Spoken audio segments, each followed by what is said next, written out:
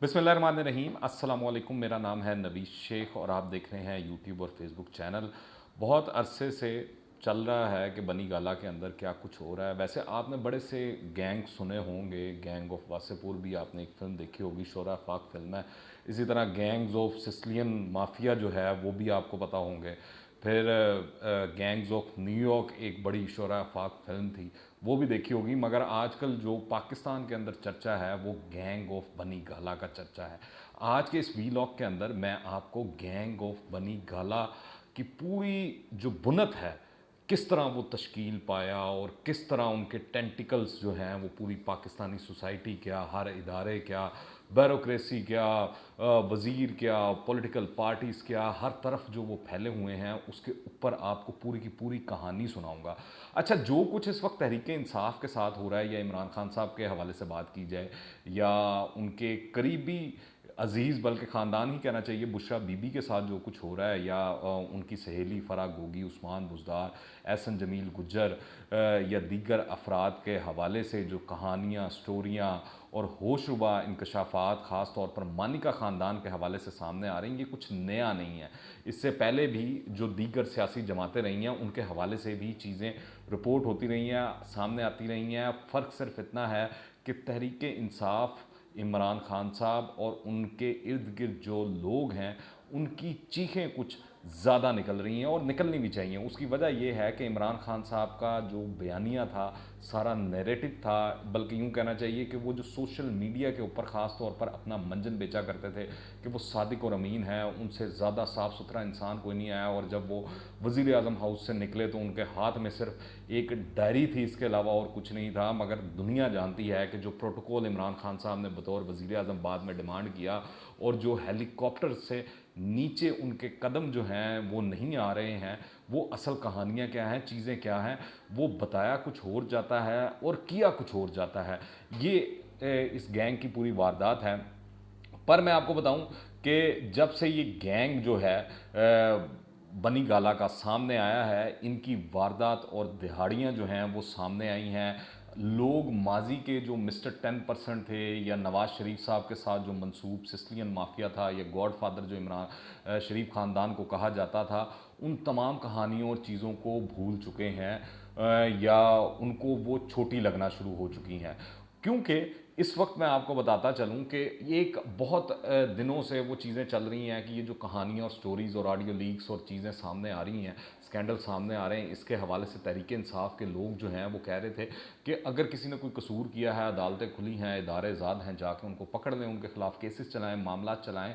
पर अब इस तरह लग रहा है कि इदारों ने भी कार्रवाइयाँ करना शुरू कर दी हैं। आज की मैं आपको बता देता हूँ ताज़ा तरीन कि उस्मान बुज़दार साहब के जो प्रिंसिपल सेक्रेटरी हैं ताहिर खुर्शीद जो हैं, उनको एंटी करप्शन पंजाब ने सरकारी मंसूबों में रिश्वत के इल्ज़ाम के अंदर तलब कर लिया है। फिर गुज़िश्ता रोज़ की है, बुशरा बीबी के जो भाई हैं उनको सरकारी ज़मीनों में पर कब्ज़े और वो सारे रद्दोबदल के हवाले से जो है उनको भी एंटी करप्शन ने तलब कर दिया है। फिर इससे पहले एंटी करप्शन जो है वो उस्मान बुज़दार के जो मामू हैं उनके खिलाफ जो है उसने कार्रवाई का आगाज़ कर दिया है। फिर फ़राह गोगी को 10 एकड़ प्लाट की गैर कानूनी अलाटमेंट के हवाले से 2 लोग जो हैं वो गिरफ़्तार हो चुके हैं। फिर उस्मान बुज़दार के जो भाई हैं उन्होंने ज़मानत कबलस गिरफ़्तारी जो है वो करवा ली है। यानी कि ये तमाम लोग जो हैं इस तमाम धंधे के अंदर, मामले के अंदर इन्वॉल्व थे और हैं। इसी वजह से ये एक हफ़्ते के अंदर अंदर जो चीज़ें सामने आई हैं, मामलात जो हैं, इंक्वायरियाँ जो चल रही हैं, उससे साबित होता है कि ये दूध के धुले हुए बिल्कुल भी नहीं है। फिर मैं आपको बताऊं, अब तहरीक इंसाफ ने इसका एक हल निकाल लिया है। उन्होंने हल ये निकाला है कि सोशल मीडिया पर इतना गंद उछाला जाए, इतना शोर मचाया जाए, किसी सियासी जमात हो, कोई सियासी शख्सियत हो, या कोई मुखालिफ हो, या कोई इदारा हो, उसको ना छोड़ा जाए और उसके ख़िलाफ़ गद्दारी और साजिश वाला ऐसा मंजन और बयानिया तश्कील दिया जाए कि लोग कानों को हाथ लगा दें और इनकी करप्शन के ऊपर से सरफ नज़र कर लें। आप ये देखें, इनकी बहुत बड़ी वारदात है, और ये पूरी की पूरी वारदात जो है, ये जो बुशरा बीबी और डॉक्टर इस्लान की ऑडियो लीक हुई है, उससे बिल्कुल वाज़िया तौर पर आपको समझ आ जाती है, सामने आ जाती है जो उसके अंदर गुफ्तगू की जा रही थी, जो गद्दारी वाला जो मंजन है वो इस मुल्क कौम को बेचने का जो तमगे हैं ख़ास तौर पर गद्दारी के, वो बांटने के जो वो नवीज़ सुनाई जा रही थी, उससे हमको मालूम हो जाता है। फिर इमरान खान भी इसी फार्मूले पर लगे हुए हैं कि सोशल मीडिया की मदद से मिनटों सेकंडों के अंदर वो सच को झूठ और झूठ को सच बना सकते हैं कि ये जी बड़ी पॉपुलर होगी, ये बड़ी ट्वीट्स हो गई हैं, ये जो व्यूज़ जो हैं अगर इस बयानिए के बहुत ज़्यादा आगे हैं तो ये सच्चा है। पर कोर्ट ऑफ लॉ के अंदर तमाम की तमाम चीज़ें और मामलात जो हैं वो इसके रिवर्स चलते हैं, तो इन चीज़ों को देखना भी बड़ा ज़रूरी है।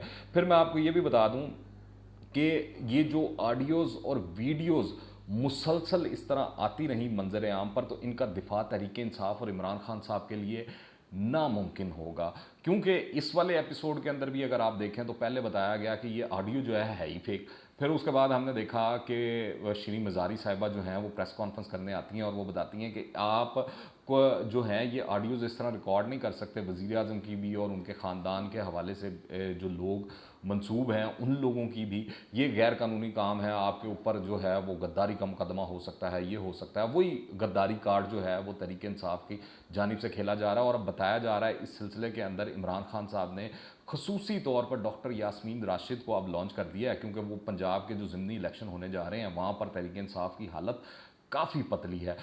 इतनी पतली है कि उनको लाले पड़े हुए हैं कि 3 से 4 सीटों से ज़ायद सीटें उनको दिखाई नहीं दे रही। और ये भी मैं बहुत ज़्यादा खींच के आपको आदात बता रहा हूँ, वरना अगर ऑन ग्राउंड देखा जाए तो तहरीक इंसाफ की 1 या 2 से ज़्यादा सीटें इस वक्त बनती हुई नहीं दिखाई दे रही हैं। तो वो अब ये गद्दारी वाला कार्ड जो है और जो ये पूरी साजिश वाला जो बयानिया है कि इदारे जो हैं तहरीक इंसाफ को टारगेट कर रहे हैं, उनकी चीज़ें टैप हो रही हैं। इसी हवाले से आपने देखा होगा कि गुज़िश्ता 2 दिनों से जो तहरीक इंसाफ के साथ मंसूब सहाफ़ी हैं ख़ास तौर पर, उन्होंने चीखना चिल्लाना शुरू कर दिया है। उनको प्राइवेट नंबर से कॉल आ रही हैं, चीज़ें आ रही हैं, उनको धमकियां दी जा रही हैं, उनको ख़ानदान को टारगेट किया जा रहा है।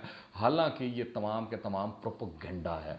तहरीक इंसाफ और इमरान खान साहब प्रोपोगेंडा करने के अंदर मास्टर हैं, इसमें कोई दूसरी दो राय नहीं है। और मैं आपको बताऊं कि एक चीज़ तो जो श्री मज़ारी साहिबा की प्रेस कॉन्फ्रेंस है उससे साबित हो चुकी है कि ये ऑडियोज़ जो हैं और जो वीडियोज़ या इस तरह की जो भी चीज़ें आने वाली हैं मार्केट के अंदर या इंकशाफात होने वाले हैं, वो तमाम के तमाम ठीक हैं, ओरिजिनल हैं, फेक न्यूज़ नहीं है। फिर मैं आपको बताता चलूँ, क्योंकि ये धंधा है, पर जितना भी गंदा हो उससे फ़र्क नहीं पड़ता। ये धंधा तो फिर इमरान खान साहब और उनके जो रिश्तेदार हैं उन्होंने चलाना ही है।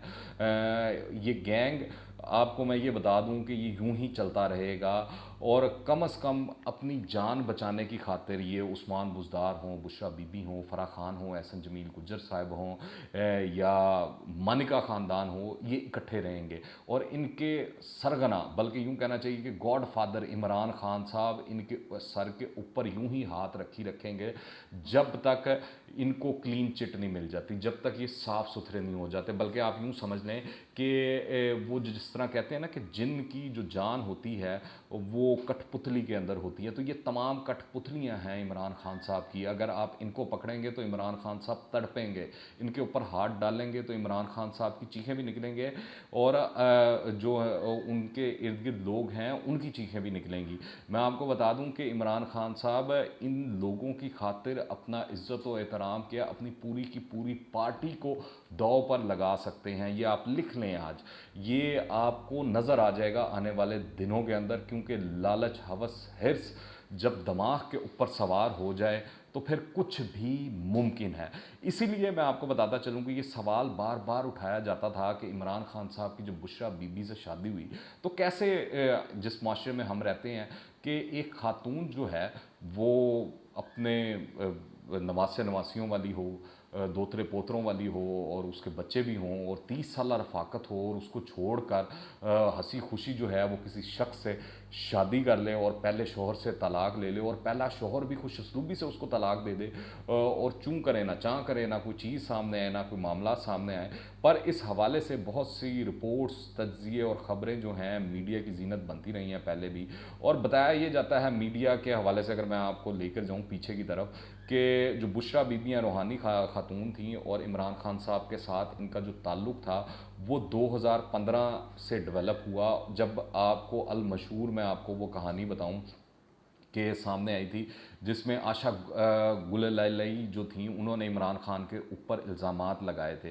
तो बुशरा बीबी ने उस वक्त भी इमरान खान साहब को कहा था कि जो है ये मामला टल जाएगा, और इमरान खान साहब बतौर रूहानी शख्सियत बुशरा बीबी को काफ़ी मानते थे। और आने वाले दिनों में पता लगा कि ये कहानी जो है वो दब गई, मामला दब गया और इमरान खान निकल गए। उसके बाद उनका अकीदा और ज़्यादा स्ट्रॉन्ग हो गया बुशरा बीबी के हवाले से। पर जब बुशरा बीबी और इमरान खान साहब की शादी मंजर आम पर आई, तो उससे पहले, शादी से पहले मैं आपको बताऊं, पाकिस्तान के नामवर सहाफ़ी हैं और कालम निगार हैं जावेद चौधरी साहब। उन्होंने एक बड़ा मशहूर कॉलम लिखा जो कि बड़ा चला भी, और उसके ऊपर जावेद चौधरी साहब को बड़ी ट्रोलिंग भी की गई, ख़ास तौर पर ट्विटर के ऊपर। तो उस हवाले से जावेद चौधरी साहब ने एक तो आशा गुललई वाला सारा जो मामला है वो बताया, और उसके बाद उन्होंने बताया कि इमरान खान इल्ज़ाम के फ़ौरन बाद 3 अगस्त को बुशरा बीबी के साथ पाकपतन गए और मज़ार शरीफ पर सलाम किया। बुशरा बीबी ने खान साहब को तसल्ली दी और यकीन दिलाया आप इस बहरान से साफ निकल जाएंगे, और ऐसा ही हुआ। फिर चौधरी साहब के मुताबिक ये दोनों मियाँ बीवी बुशरा और खावर मानिका जो हैं, इमरान खान के लिए रिश्ता भी तलाश करते रहे हैं। ये कुछ 40-50 साल की उम्र के करीब एक दीनी सुलझी हुई घरेलू खातून ढूंढ रहे थे। बाद में पता लगा कि ये जावेद चौधरी साहब के अल्फाज हैं कि जावेद चौधरी साहब ने बताया कि 2 साल तक ये रिश्ता ढूंढते रहे। फिर एक दिन बुशरा बीबी ने अपने शोहर से जिक्र किया कि उनको बशारत हुई है कि इमरान खान के साथ आप जो हैं वो शादी कर लें और मानिका साहब से आप तलाक लें। मौजूदा शोहर से, खावर मानिका से उनकी ये गुफ्तगू हुई बकौल जावेद चौधरी साहब के। तो पाकिस्तान के लिए बड़ा बेहतर होगा, और जो है इमरान खान साहब पाकिस्तान के वज़ीर आज़म बन जाएंगे। खावर मानिका साहब ने इस जो बशारत थी इसके ऊपर जो है वो तलाक दे दी, और ये सारा जो 30 साल की रफाकत जो है तोड़ी गई, और बुशरा बीबी की इमरान खान साहब से शादी जो करवाई गई, इसके बारे में बताया ये जाता है कि पाकिस्तान का सुनहरी दौर शुरू हो सकता है। अब सुनहरी दौर कैसे शुरू हुआ ये मैं आपको आगे चल के बताता हूँ, पर मैं आपको ये भी बताता चलूँ कि जावेद चौधरी साहब ने अपने उस कॉलम में ये भी जिक्र किया था कि खावर फरीद मानिका का फरमाना था कि मेरे जो तलाक हुई है वो नाचाकी की वजह से नहीं बल्कि कोई रूहानी इशू था। तो इस हवाले से भी जो जावेद चौधरी साहब हैं वो कहते हैं कि इस इतराफ़ को हम ख्वाब या बशारत की तस्दीक समझ सकते हैं। फिर पाकिस्तान ने क्या तरक्की करनी थी, असल तरक्की तो मानिका ख़ानदान ने की, गुज्जर ख़ानदान ने की, बुज़दार ख़ानदान ने की, फ़राह गोगी ने की, और इमरान खान साहब ने की। दरअसल इमरान खान साहब का अब जो ख़ानदान है वो यही है, बुशरा बीबी हों, फ़राह गोगी हों, खावर फरीद मानिका हों, या उस्मान बुज़दार साहब का जो ये गैंग या कल्ट जो बन गया है, असल कहानी ये है। तो ये गैंग जो है इसने बड़ी बड़ी वारदातें डाली हैं। इन्होंने खाली ट्रांसफ़र पोस्टिंग के अंदर दिहाड़ियाँ नहीं लगाई, इन्होंने बड़े बड़े ठेकों के अंदर दिहाड़ियाँ लगाई हैं। और अब आने वाले दिनों के अंदर आपको मज़ीद एंटी करप्शन के हवाले से, नैब के हवाले से केसेस जो हैं इन लोगों के ऊपर बनते हुए दिखाई देंगे, और ख़ास तौर पर इमरान खान साहब समेत पूरी तरीके इंसाफ की चीखें जो हैं वो चौथे बल्कि 7वें आसमान तक जाती हुई दिखाई देंगी।